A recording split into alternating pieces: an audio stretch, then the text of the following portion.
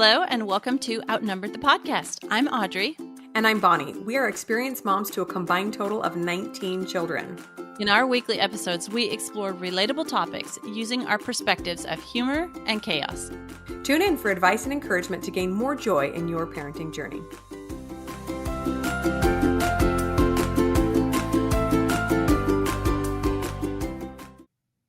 Hello, everyone. Welcome back to Outnumbered. We are thrilled today to have an amazing guest with us. She is a consummate professional and educator, and we are so excited to pick her brain specifically about autism and those neurodivergent kids who require a little bit of extra time and attention and might have us shaking our heads wondering how to parent even after we think we know how, right? So welcome to Andrea. Thank you so much. I appreciate being here. Yeah.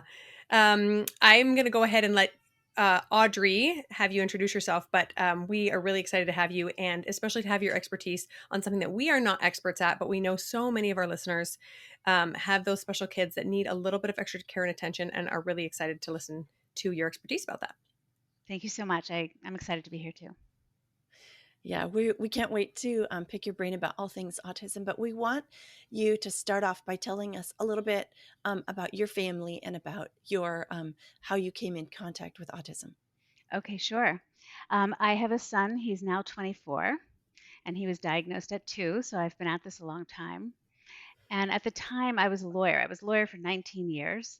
And when he was about 4, I put him into a school, and it was a great school. It just wasn't good for him. So I left. I took him out of school and decided to homeschool him, which I did for 8 years. And after 8 years, he was ready to go back into a school setting.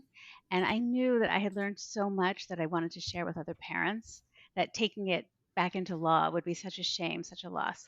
So I went back and earned my master's in education and started this organization to help other parents. Okay, that is really, really awesome that you took what you had learned and shared it with other parents, because that's basically what Bonnie and I are doing with this podcast, is taking all our experience from having 9 and 10 children and just like sharing it with the world. Like, here's what we did. Don't do that. Do something different. Exactly. Exactly. I was definitely thinking about trying to spare parents a lot of trial and error. Yeah. So tell us about your company, Autism Parent Solutions. So it's a parent education and coaching company, and I run a program for parents that's 12 weeks long. And parents come in, and there's educational materials, but we also meet twice a week. And parents can ask any questions at all, and they learn from each other. They learn from me. They bond with other parents, which is a really nice experience because having an autistic child can be quite lonely.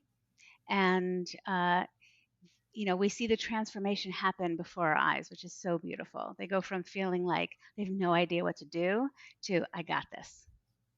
So that's beautiful. Yeah. I love that. We've talked about this just briefly on our podcast before because we have very little experience with autism and other diagnoses. I actually have one child who has some developmental delays. And so I do understand a little bit of that. What have I done wrong? And where do I go from here? And I feel so alone and not fully understanding the skills and abilities I do have to help my child and where to go for more help when I feel lacking, right? So I love that you're putting this out into the world. It does seem to us that autism and these other developmental disabilities seem to be more and more common. And so we want to ask you, what would you say to a parent who has a new diagnosis that seems overwhelming and terrifying and frightening? Where do they start? Well, actually, the answer I'm going to give is not directly about where they start looking. What I would say for starters is your child is still the same child they were yesterday, right? Sometimes parents forget that. It becomes they become, mysterious creatures. It's the same child. So remember that. That's so important. And then I would say inform yourself, but trust your instincts. So in terms of how to inform yourself, there are tons of materials. But information is only a part of the situation, right? It's how to use that information that's so hard so hard to learn from books and other materials. But you have to start somewhere. I would start there. But also don't forget to trust your gut, because we sometimes want to rely on experts and others to tell us what to do, but we know our children best. Oh, so many great tips. I love that you said, remember that it's still your child, because I think a diagnosis is kind of this double edged sword. Like, on the one side, it's like, oh, I know what's going on now. I have some information. I have kind of some keys now, at least a place to start, like I'm saying. And on the other hand, it's like, oh my gosh, like I have seen worst case scenario of this diagnosis. I have seen, all of a sudden it feels very overwhelming. And so I love that reminder that it's still your child and you still know best. You really do. And that's a really empowering thought. Thank you. Oh, one thing that I have in my background is when I was going for my elementary education degree, I also was minoring in special education and spent a lot of time in special ed classrooms. And one of the most heartbreaking things was to see a student that was there in before school care and all day and after school care and summer school and all the time. And it was when you spoke to their parents or tried to I did some home visits and things, and sometimes you would see parents that had just kind of um, detached, like it was too much for them. They were overwhelmed, and they turned their child over to the school system, and they didn't really want anything else to do. And it was like so heartbreaking to see that. And so, like, it's very touching to me to hear you say it's still your child, you're still the expert, because to not give up that autonomy, authority. Yeah, I mean, it is such an important point. And, when parents do that, they're really, believing they're doing the best for their child. I believe that. But it's a reflection of how disempowered they feel. And so I think trying to empower parents from the outset is so important. Yeah, that is really good. So, talk to us about some of the emotions you experienced during this time as a mom, like grief, anger, some of the things that other parents might be experiencing and unexpectedly, like they didn't think they would be going through these kind of emotions. Sure. Um, I would say for me, the grief thing wasn't a big thing, although I know that is a common feeling, but it was way more fear for me. I was so afraid of what would happen, how it would all unfold. And then I think the underlying fear was that I wouldn't be good enough. And oh God, I'm getting emotional thinking about it. And that I wouldn't do it right. So the fear was really powerful. And then I would say frustration was another piece because I felt like I was working so hard and doing all the right things and trying so hard and I wasn't getting anywhere. And, in the early days, it was very, very frustrating until I learned how to work myself through that. Yeah, I'm sure that's so helpful for other parents to hear that as well. I feel similarly. I feel like there wasn't a lot of grief for me because I knew my daughter was always different from the very beginning. Um, but yes, there's still fear because she's still young and at home with me. There's still fear about what her life is going to look like as an adult and how she's going to be treated and how she's going to, embrace life on her own. There's a lot of unknown there. And I think it's also so wonderful to remember that we just have to deal with one day at a time. Like we can really get overwhelmed by thinking about, oh my gosh, is she ever going to leave home? Or is this ever going to happen? Or are they going to struggle with this? Like sufficient unto the day. Like today we're gonna work on math. That's the struggle today. I'm not gonna worry about whether she can live on her own. That's way too much stress right now. Exactly. I mean, one of the images I try to present for parents is, it's like putting a destination that's really far away into your GPS. You don't have to know all the turns to get there. You just have to know the first few and then Yeah. trust that as you start to make your way, the next few will make sense also. Yeah, absolutely. I love that. Okay, so my next question is, what do you see? You deal with a lot of parents in this situation. So, what do you see as the biggest challenge for these parents that are just stepping into this world of autism or other delays? I think the biggest challenge is finding the right support because a lot of the support that is offered, I have found, is not geared toward parenting, right? It's given by therapists, and which is great. I don't want to, undermine the value of that, but it's not parenting, right? So sometimes I have parents who come to me and their children are matching numbers or matching baby animals and adult animals, and and then they can't take a bath and they can't eat a meal with the family. So there is a real shortage, in my view, of parenting advice. Um, I also see that parenting advice and emotional support are rarely, I would say almost never combined. And it's so important to combine those because learning the strategy, if you have something going on emotionally beneath it that's keeping you from executing that strategy, the strategy is never going to be enough. And getting emotional support, well, that's important. And again, I don't want to knock that. But if you're not addressing the underlying problem, which is helping your child, the emotional support, you're going to need ongoing emotional support. Because it's so blending the two, I think, is so important, but it's not really very prevalent out there. So, Yeah. Yeah, I would definitely agree with that too. So are you saying that your company does both of those things, that you're able to give support in a parenting way and then also say, "Oh, by the way, we've got your back emotionally here. We understand what you're going through." well, exactly, because your emotions drive your actions, right? So if you tell a parent, for example, like yelling is not effective, okay? They know that. But if there's a belief or an emotion that's driving that yelling, like frustration or anger, or a belief that their child is being disobedient on purpose, then it's going to be very hard to execute that. So, what we do instead is we dig into what's driving it and help them shift the underlying belief so that they can see their child is not meeting your expectations. Let's look at it that way. Your child is missing some skills in the moment that's disabling them from meeting your expectations. They're not doing it on purpose. And when you help them shift that belief, they can look at this challenging situations with more compassion, with an eye toward what support can I offer my child instead of what discipline. And that's an example of how they're really married together, the emotion piece and the strategic piece. Okay, that's really, really good information. Because often parents spend so much time um, with special needs children helping their children that there's not much left for them, not much time to, like work on your own thoughts or your own self-care is something that we talk about on this podcast all the time because as moms of 9 and 10 kids, we know how hard it is to make time for yourself and get that in. And we really advocate for that for moms as well. Yeah, well, I it imagine it's pretty much the same for a special needs child. absolutely. And there are so many emotions brewing beneath the surface, and we don't share them. Sometimes those emotions then compound, right? So you feel like your child is being obnoxious, and then you feel guilt and shame for feeling that way. And then all of that, dictates the way you parent. So, you really need to dig into both because it helps you be the best version of yourself for your children. Yeah, that's really beautiful.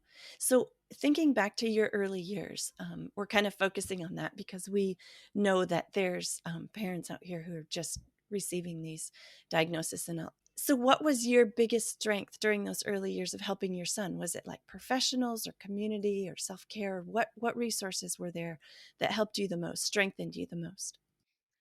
Um, Well, in terms of resources, they were pretty widespread. Again, we're talking, over 20 years ago, and there was so much less, and the internet wasn't such a thing. And, so there was a lot of, um, scraping for information, which is interesting because now what I find is the information is so overwhelming. It's the opposite end of that spectrum for parents.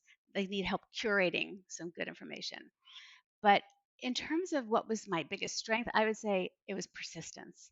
I was not going to give up. I would never give up. I would do whatever it took for as long as it took. And, on days that were hard, I had to go back to that mantra. I'm going to do whatever it takes for as long as it takes. Because some days I really didn't want to, but then I reminded myself, oh yeah, the me who I want to be will never give up. So that was a really strong um, you know, strength. And then I also had two very good friends who were going through something similar, who I met at a program we all attended. And they lived in different states and different time zones, but we talked all the time. And it is so isolating, but what I found is I didn't need a huge group of friends going through it, just one or two with whom you could share, you know, your truth, share good days, bad days, questions, all of those things. That was really helpful. Okay, I love that. I love what you're saying about just one or two close friends. Sometimes we like to think that in order to have the self-care we need, all this support and all these groups when really, especially when it comes to a child who's going to be different than any other child out there, you just need one or two fellow parents that can understand what you're something like what you're going through. And everyone's kid is going to be different, but I love that, finding someone that can connect with you. Yep. And I've found personally too, when I share some of the struggles that my daughter has with people who can't relate, it feels like there's some judgment there. Even though I know they're not trying to be that way, it's just very difficult to understand a child that acts in a certain way. Everybody's got their own theories of, well, if you just did this, Right. they wouldn't do that. If you It's just so acted funny. like this, It's so funny you're saying that. I once said to my husband, if you ever find yourself about to say just don't. yeah. Because like that was right on its face, so insulting. You should just, mm-mm, mm-mm. Mhm. Yeah. Yeah. Trust me, I've tried it. Yeah, I love that tip. Just to acknowledge that you are the expert and you just need one or two friends that understand a little bit. And if it is stressful to share with other people, then maybe don't. And I've learned that myself as well. It's my husband and I that understand her the best and Mhm. that have the most compassion and mercy for what she's going through. So Absolutely, it's absolutely. beautiful. And part of this process that I help parents with is really building confidence, because the more confidence you build from the inside out, the less those judgments matter to you, because you Yeah. just know, you're so confident that you know what's going on. Doesn't mean you're right every time. It doesn't mean things don't go wrong or go sideways. Of course they do. But you know, you've got this. You know that, that's their shortcoming, not yours. Yeah. Audrey and I talk about this a lot as, we feel like it's something you gain as a more experienced mom as the years go on. In those early years, you really want outside validation. You really want to know you're doing things right. But in the end, there is no right and wrong way. It's just the best for your family. And Right. yeah, I love that. Getting to that confidence sooner rather than later Hmm. is going to serve you. Right. Love it. Okay, so let's shift gears here for a second and talk about homeschooling your son. You mentioned that he was going to a really great school, but it just wasn't a great fit. Um, we are homeschoolers. We love it. It's been a great choice for both of our families, but tell us how you knew that was the right choice for him and how you had the courage to do that. Sure. Well, you know, autistic kids are often very, very sensitive, and he was extremely sensitive. And being in a room with several other autistic kids who, were loud and dysregulated, understandably, but it was nevertheless difficult for him. I really felt like he was really going inside himself even more. He was closing himself off to protect himself from that sensory assault. So it was that. Plus, I really felt that the curriculum wasn't designed to help him with his core challenges, that he was having trouble interacting with people, right? Relating. And while, it was great for him to learn the names of animals, um, I wanted him to be able to relate to people, and we needed to make it more fun in order to do that. We needed to have fewer rules, right? If he had to sit in a chair all day and all he learned all day was sitting in a chair, that wasn't so much fun, and he wasn't relating so well to the person making him sit in a chair.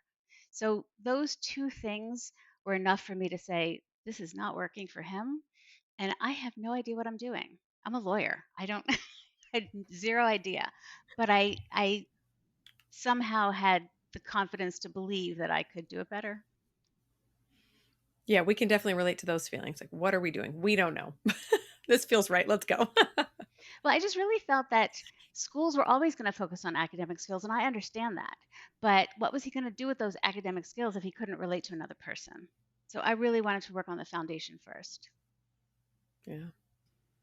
I just want to put a side note in here and say that we have a really good episode on sensory processing disorder, because that's something that a lot of parents, autism is commonly also has sensory processing disorder or sensory issues. So that's an amazing episode that we did as well, if parents are looking for another resource on that.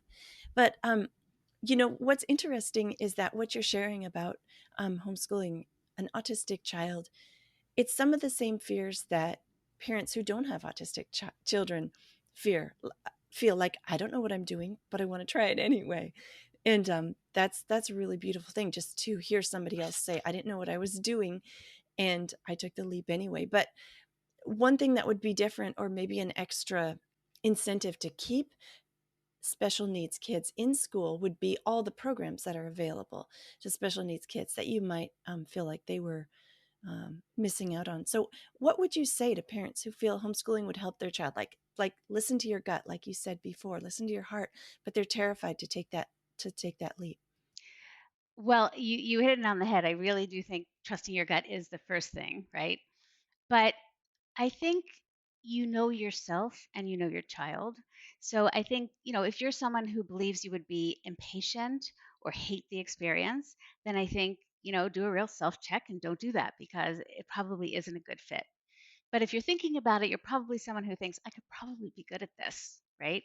So it doesn't have to be permanent. That's the thing you also can think about in that moment, right? If you try it, you can work through the process, and then if you later find a better option, you can do that, right? It's not a lifelong commitment. So that's important to know because, you can go back. And, school districts are obligated to provide those services to you, even if you're a homeschooler.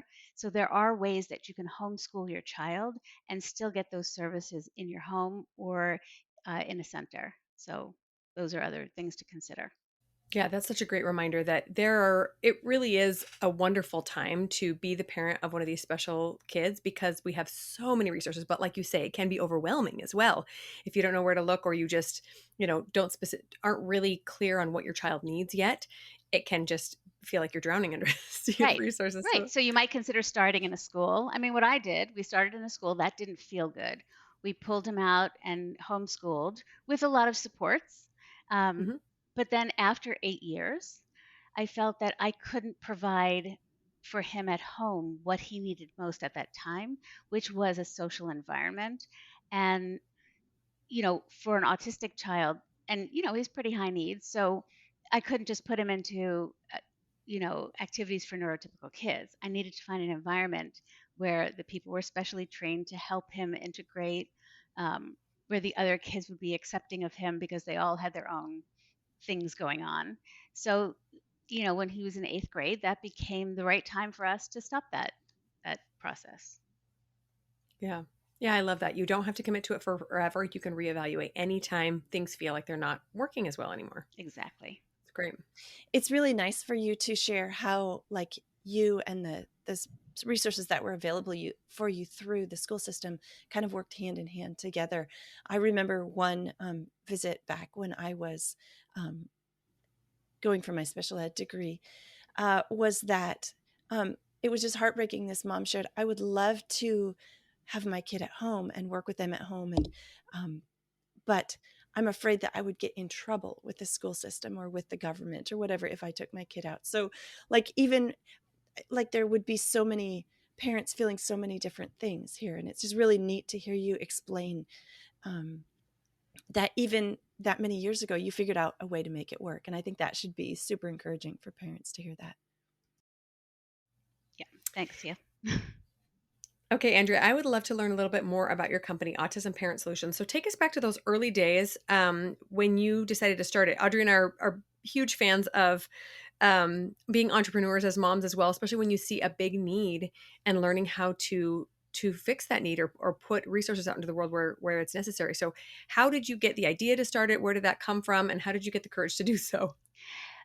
Well, I was fired from my day job, meaning my son went back to school. So I had time to think about what was next.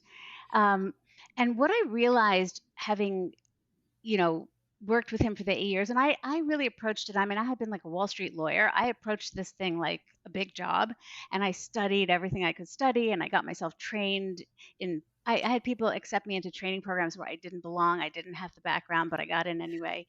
And what I realized was, as different as all the therapies were, and as many different pieces of advice people were giving, there were some common elements that that were just helpful for parents to know. And they basically boil down to good parenting advice. A lot of it isn't even specifically about autism.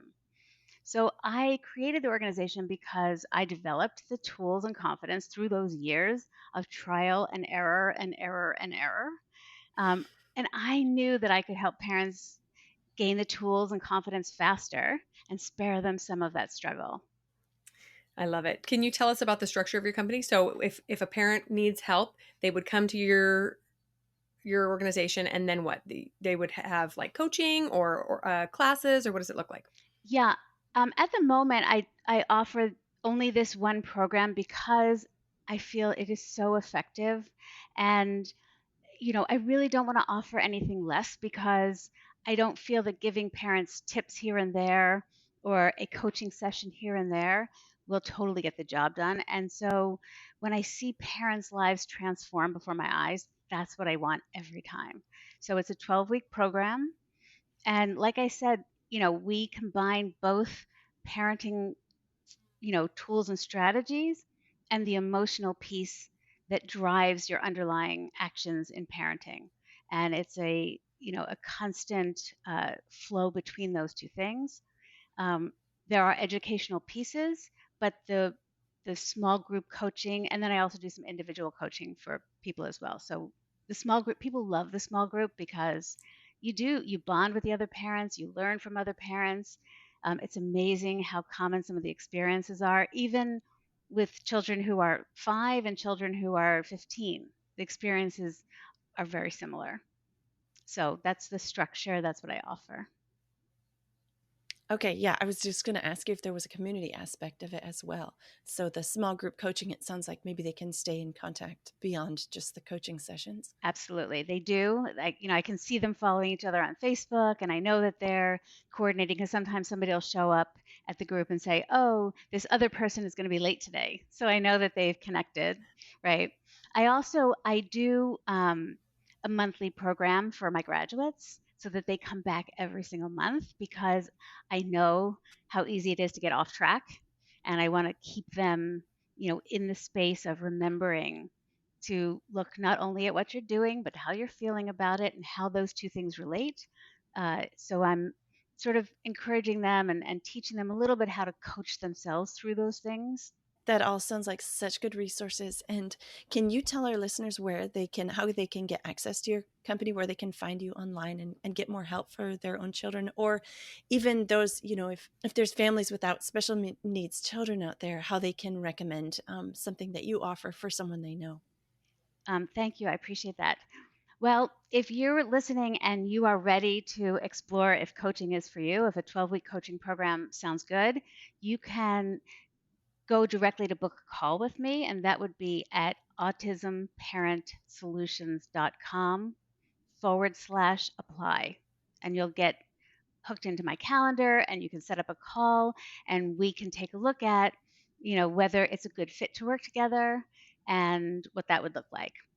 If you're just looking for more resources or if you want to think about it longer and investigate it more, the website is autismparentsolutions.com. And on that website, there's a free training as well that you can access. It's about 40 minutes. And it really gives you a lot of, um, the underlying philosophy and some tools to get started with. I do believe the ongoing coaching is the thing that really makes the difference. But the webinar that's there, it's really about good parenting. So even if you don't have a neurodivergent child, you take a look at that training. You might enjoy it yourself.